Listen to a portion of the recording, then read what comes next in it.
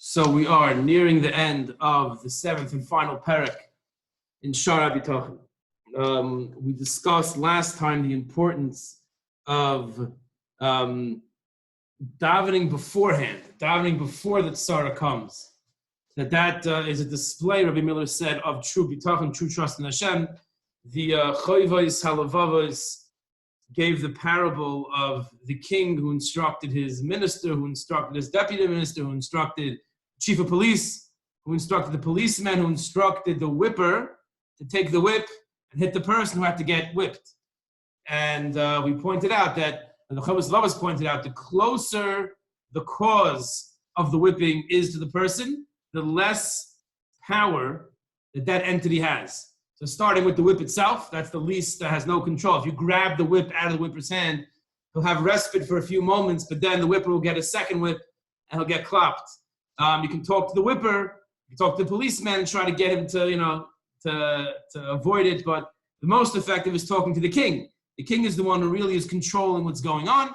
It's the same thing with everything in life. There are many causes that cause something to come into effect. The real cause is the one that's furthest away, which is the Kadosh Baruch Hu. And that's why davening before the person's sick, Hashem sends the germs to make the person sick. So then the person davens because the germs came to him. But if a person davens to Hashem before the germs come, that's displaying, a person is showing to Hashem that it's really you and that nothing else really exists. So that's the most effective form of prayer. Now, the Chovos Halevavos on page 459 gets into the 10 levels of bitachon, the 10 levels of trust, and that's the end of the Shaar Habitachon, once we get through these 10 levels.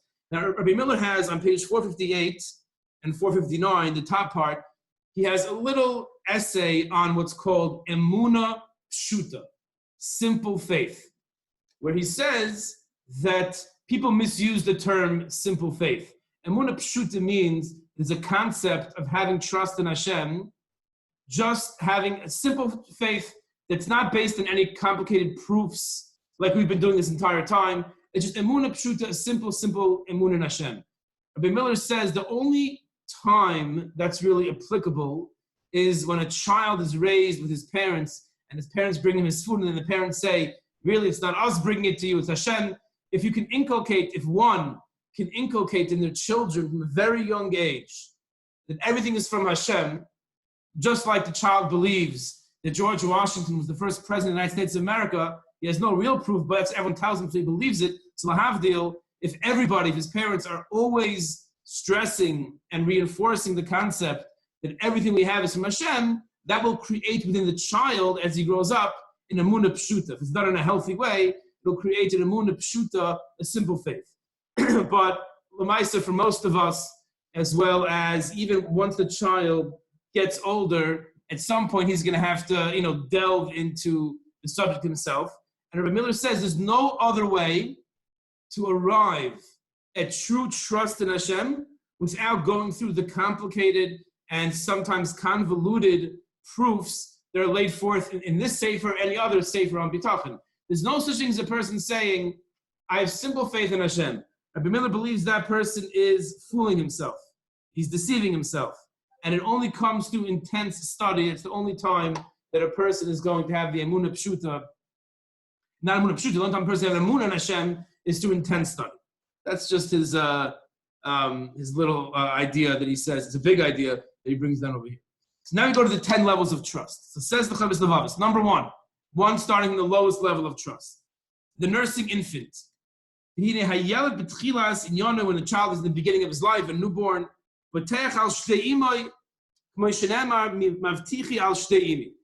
the child trusts in his mother's milk supply. His bitachon, he has no concept. A baby that's a day, a week, a month old has no real concept of the mother as a being. His seichel, her seichel has not yet been developed to that extent. But the baby knows that when they suckle from the mother, they have sustenance, they have their milk. So the baby trusts, he relies on the milk source. That's the first level of bitachon. The child gets a little bit older, maybe 6 months, maybe a little older than that. Once he realizes that that's just one part of the body, but really there's his whole mother that is controlling his life and is giving him what he needs. And when he gets scared, she takes care of him. The Rav Hashgachas Olav, he begins to recognize her abundant care for him, like it says in Tehillim K'may Shneimar. It says, "Im lo shivisi v'doimamti nafshi k'gomol alei imoi k'gomol alei nafshi." I swear that I have quieted and silenced my soul like a suckling child with its mother. Like a suckling child is my soul. So his hakara, the child's understanding, is that there is a mother that is controlling. Step number 3, trusting in the father. As the child gets older, maybe heads towards around 2 years old, and he sees how the mother's conduct depends on his father, who supports the family. So as far as the family unit is concerned, the father is the one who is running the family. So he shifts his trust to his father because he appreciates the value of his father providing for him. He sees the father is the one who's really providing. So his bitachon or her bitachon goes to the father. Those are the first 3, and that all happens in the childhood years. Number 4 is now when the human being begins to have a little more than just a little, but self-awareness of their own abilities. On page 461, once a person becomes a bit physically stronger and he's ready to use his talent to earn a living. So the person's already at the point where they're going to enter into university or they're going to try their hand in business, whatever it might be. As a craftsman, as a merchant, or the like. So now, an interesting transition takes place where the person's bitachon gets channeled inward. Until now, he was relying on his mother's milk supply, on his mother, on his father, on an outside entity. Then the child turns, dare we say, the teenage years is when the child starts to think that they know better, and the child, sometimes younger, and the child starts to think that their abilities are equal to, if not greater than, adults, and they can rely on themselves and they'll be fine. His bitachon, his trust shifts, his skill and his talent, because he's ignorant of all that's happened beforehand. Through Hashem's benevolent control. A person gets to a certain age and they realize they have koiches, they have talents and skills, and they don't think about, hold on a second, like how did I come into this world? Who took care of me in utero? Who took care of me when I was born? All these things in my body that work. Who's making that work? And I see this person, unfortunately, it's not working for him or her. And the average person doesn't have those thoughts. And now the Chovos Halevavos is going to bring Kedarka. In his manner, he always brings extreme stories to bring out a point. Right? The story he's going to bring now, it doesn't happen every day. In this one case, it happened, but the concept is 100% true if this actual story itself isn't so common. One of the pious men tells a story. So he had a neighbor who was an expert scribe. He wrote Sifrei Torah, that's what he did. And his earnings, his support was through his writing Sifrei Torah, writing tefillin, writing mezuzahs. One day the chassid asks his friend, Heyach inyanecha. No, Yankel, how's it going? How are things with you? Amaloi, b'toiv, great, b'oid yodi shleima. As long as my hand is in good shape, everything is fine. My hand, said this scribe, is what keeps me afloat. That's my source of livelihood, of parnasa. I got my hand, I got everything. The same evening, Nigda Yada, his hand was cut off by accident. Something happened, he lost his arm. And he never wrote again for the rest of his life. This was a punishment from HaKadosh Baruch Hu, Asher Batach Al Yada, for having placed his trust in his hand. So that's the example the Chovos Halevavos is trying to bring across to us, that we should never trust in our ability. We can thank Hashem for giving us the ability, but always realizing that we really have nothing without Him. That's number 4. So number 4 is the person trusts in his own abilities. Number 5, which is trust now in other people. Then you're talking like Tarpa, Yalidei Zulasim, and Abrias. If it should happen that a person earns his living through other people. He's working for a company. Yoshev Bitchon Aleim, he shifts his trust to them. Or a person, let's say, has a law firm and he has his clients that are the source of his income. So his trust is in his loyal clients to always give him the business. And he comes and he relies on them. Right? So this is like the natural progression of the person. Mother's the source of milk, the mother, the father, one's own abilities. Then one realizes, okay, there are other people that have control seemingly over me. Number 6. When his perception grows stronger, he's going to see these people, the head partner of the firm, he's going to see that maybe his personal life is falling apart, or maybe he's like getting drunk and he's making it. All of a sudden, a person starts to see that these people who he thought were so independent and so self-sufficient and so amazing and so powerful, really themselves are very reliant on HaKadosh Baruch Hu. They themselves are very deficient. Sometimes one sees that. And then one realizes that the people who I'm relying on, I see, are heavily reliant on Hashem, so that changes his mindset.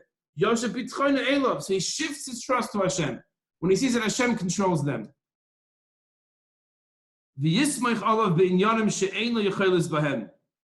And then he relies on Hashem for matters in which he has no control over. And he has no choice. He has no place to take refuge except in Hashem's decree.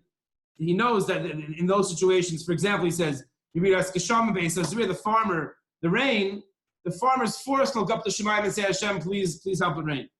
If he's crossing the ocean, right? So he's in Hashem's hands. That is not when you're walking down the street, we don't think sometimes, but when you're traveling the ocean, when you're flying in a plane, there's turbulence, then I'm in Hashem's hands.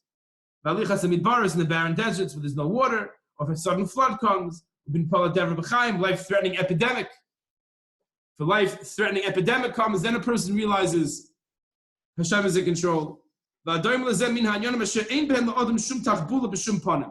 it's a certain level of bitachon. It's the 6 out of 10, not the highest. This level of bitachon is that I trust in Hashem in those areas where I have no other choice. The Kli Yakar says that's the pshat in the mitzvah of Shemitah, which we're learning this week. That the idea of Shemitah is Hashem is afraid that when the Yidden go into Eretz Yisrael and they start making a living and cultivating their land, they're very successful, they're going to forget Hashem. So Hashem tells them, I need you to act with your parnasa in a completely illogical way, unnatural way, to instill within you the concept that you are nothing, you have nothing without me. So instead of working the land for 2 years and taking a year off, leaving it fallow, which would all the Goyish farmers do, and all the farmers in Chutz La'aretz do, Hashem tells them, work the land for 6 years. The worst crop, al pi derech hateva, according to the natural order, should be the 6th year. It's been 5 years already. It's the 6th year of consistent planting and harvesting. It should be the soil should be almost completely depleted of nutrients and minerals. Hashem says sometimes this is going to last you 3 years, then take a year off, and once every 50 years, take 2 years off. It doesn't make any sense. Hashem is training them that I want you to feel helpless vis-a-vis your parnasa. That's the whole concept of Shemitah according to the Kli Yakar. So same thing over here. A person has bitachon in an area where he realizes he has no one else to trust but Hashem. Number 7, a higher level is yiftach by gamkein b'mashi yitachon loy b'ktsas tachbula. He'll trust in Hashem even in those things where the person himself has a little bit of control. So when you're at the mercy of the ocean, so then you have no control. That's the 6th level. 7th level is, for example, havas hatarif b'sibas hamisukanos. The person's making a living by dangerous means, right? Let's say you have a frontline worker, someone working in the hospital. Where there's a danger, they might get a disease, get a virus. So they have some control, right? The social distancing, there's some way to control them from getting it. At the end of the day, it's not fully in their control. Things can happen and they can get it. They have bitachon in that. That's already a higher level. The yid on the boat in the ocean is totally at the mercy of Hashem. The nurse in the hospital can do what she needs to do to protect herself, but also realize that it can't just be totally dependent on her abilities. Certain work that wears out the body. And a person might a person with a level of bitachon might say, you know what, this line of work is dangerous. Let's say he's a contractor in a land that's not so safe, in a country that's not so safe. He might say, you know what, maybe it's not a good line of work for me. He has trust in Hashem. That's the 7th level. Number 8, if he understands Hashem, his awareness of Hashem is even greater. He trusts Hashem with everything, both difficult and easy. Rabbi Miller gives a great example. It's one thing for, let's say, the restaurant owner to have bitachon in Hashem during COVID-19, because unfortunately it's wreaked havoc on the food service industry. But how about during the good times when your restaurant is full and you're the number one place in town and you're packed every single night, to daven to Hashem, to have parnasa then when the lawyer has 100 clients, at that point to daven to Hashem as if there's no one coming in. Because in reality, right, there's no difference between the lawyer who has no clients at this moment and the lawyer who has 100 clients at this moment. HaKadosh Baruch Hu can do whatever he wants. HaKadosh Baruch Hu can take away this in 1 second, give it all to him. So a person who's able to daven when his storehouse is full of grain from a bumper crop, the same way he davens when his storehouse is empty because there's a drought, that is the 8th level of bitachon. He has trust in Hashem even for the simple activities. Even when things are going well, he has trust in Hashem. And he trusts in Hashem that he's serving Hashem and he's fulfilling his mitzvahs. That's the 8th level of bitachon. Number 9, even a higher level, and he recognizes Hashem's compassion on his creatures. Then the person stops wanting certain things and trusting that Hashem will give it to him. The 9th level is the person realizes whatever Hashem wants me, that's what I want. So level 8 is I trust in Hashem for everything, but I have my opinion, my strong opinion on what I need, and I trust Hashem will give that to me. The 9th level is there's no assumptions. Whatever Hashem gives me, that's what I know I need. That's what I feel that I want. That's really being mavalta one's rots and one's desire for Hashem, as the Mishnah in Pirkei Avos says. That the person is happy with everything Hashem decrees on him, with life and death, reish v'oisher, poverty and wealth, brias and choli, well-being and illness. He does not desire any other status from that which Hashem has granted him. Whatever Hashem wants from me, that's what I want, and he surrenders his life and his body to Hashem.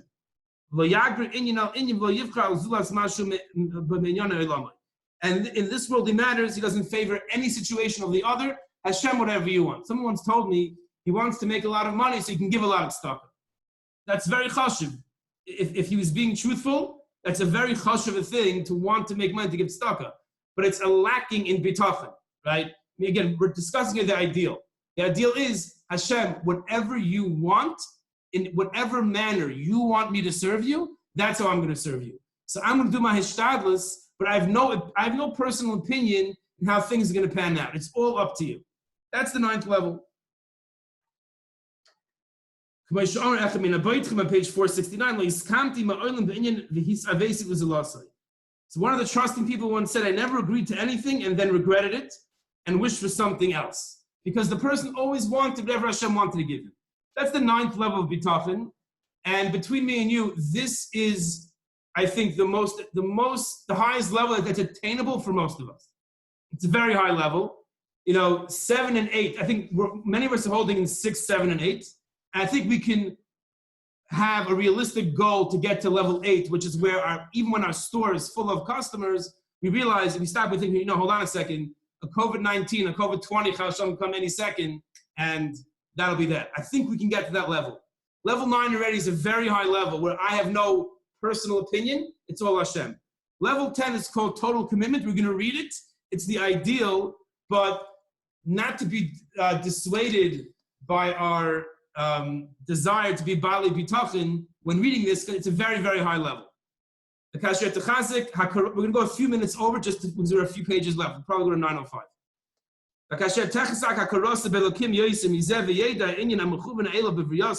When a person understands the purpose that he was created for, that he's brought into this transitory world, and a person recognizes the chashivas, the importance of the world to come, the next world, he's going to come to despise this world. And again, the Chovos Halevavos is speaking in strong language. He's going to not have a desire for this worldly endeavors. He flees from them and commits himself in his mind and his soul to Hashem. He commits himself to Hashem, and he goes on to say that this person enjoys thinking about Hashem. He enjoys, contemplating, being mizbanein about Hashem. And he feels empty when he's not meditating about Hashem at a very high level. When he's around people, he's not misava, he doesn't want to please them. And he yearns only to make contact with Hashem. He only wants to please Hashem. He takes joy in his love for Hashem. And he takes more pleasure from his love in Hashem than he takes for his love in people. And he takes, and the joy of the souls in the world to come are granted in the world to come. The highest level is that his desire is just to be with Hashem. When he's around people, he's at his child's chasana, at his sibling's chasana, he's still thinking about Hashem, Hashem, Hashem. His pleasure in thinking about and connecting to Hashem is much greater than his pleasure he gets from this world. And he's not interested in this world. A person who exhibits this level of bitachon will be first suspect to having some sort of mental imbalance. I'm saying in this day and age, you see a person like that who has no interest in anything going on. You tell him that your child, your grandfather, you said a grandson, okay, Hashem, Hashem, Hashem. That's not a normal response, right? But the Chovos Halevavos is talking on the highest levels. Humash Amar Akosa, that's the pasuk says, Oirach mishpatecha, Hashem kivinucha. Even on the path of your judgments, Hashem, we hope only in you. The shimcho, the zichucha, taivas nefesh, your name and your memory, and to your memory, the yearning of the soul. The person's entire desire is for Hashem. My desire is just for you, Hashem. That's the highest level. That is the highest level.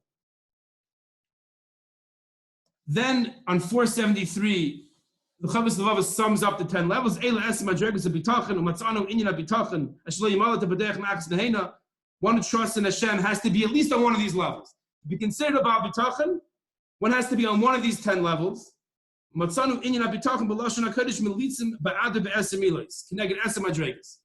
this is a bit closed in the sense that he's going to give us 10 words. We're going to go through Rabbi Miller's understanding of the words, but we're not going to fully understand it.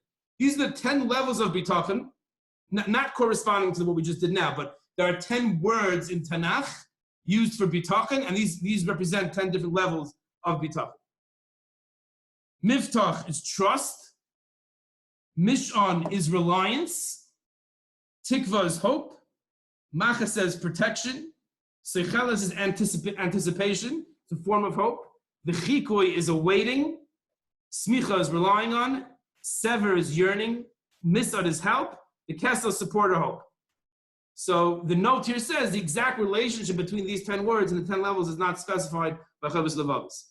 And he ends off the Shaar Habitachon with a bracha. The bracha. Halokim yisimenu min haboitchim olav hanimsar ledina b'nir v'nistim. May Hashem place us among those who trust Him, b'nir v'nister, to His judgment, who surrender themselves to His judgment outwardly and inwardly. Barachim of Amen. In His mercy, Amen. Nishlam Shaar Habitachon l'kel achar and derishon. The gate of trust is completed for God, the last and the first. So I think it's very powerful, this last section, these 10 levels of bitachon. And like we said, adults today range from 4 through 9. And 9 is already pushing it, most people between 4 and 8. 4 is the lowest, which is I trust in myself. Then a person realizes maybe my employer. Then the person starts 6, 7, and 8 are various levels in Hashem. Things that I'm hopeless in, things that I have some control over, things that I feel I have complete control over. Our goal, Be'ez Hashem, should be to get ourselves towards level 8, eventually towards 10, but at least towards 8, where we realize that every step of the way, we need a Kadosh Baruch Hu. And there's nothing that we could be convinced about otherwise. And we'll end off with maybe a practical daily exercise that I think might help us with this. Try to reach this level 8, where we truly believe that being able to sit up with a straight posture, I have no control over that. It's all from Hashem. Let's think once a day about something pashut, something simple, and say, Hashem, I can't do this without you. It might sound a little corny, but it might turn us into Bali Bitachon, into people of trust. So it might be worth it to act a little corny, end up becoming a Bali Bitachon, a level 8 Bali Bitachon, hopefully level 10. A certain thing, whether you get up in the morning and you're able to sit up straight, there's a bracha we say in Shabbos about that. Or you're walking to the car and you say, Hashem, I can't take the next step without you. Every day, it takes literally 2 seconds. Think about something simple. It can be the same thing every day. Or it could be a different thing and say, Hashem, I can't do this without you. That should be the practical step we take after finishing the Sefer and realizing it's not just the first time. We're going to come back and review the Sefer many times. But with that, it should be a schus for us that we should all be able to internalize the Shaar Habitachon, become Bali Bitachon, and live the life of true Bali Bitachon. Amen. Thank you.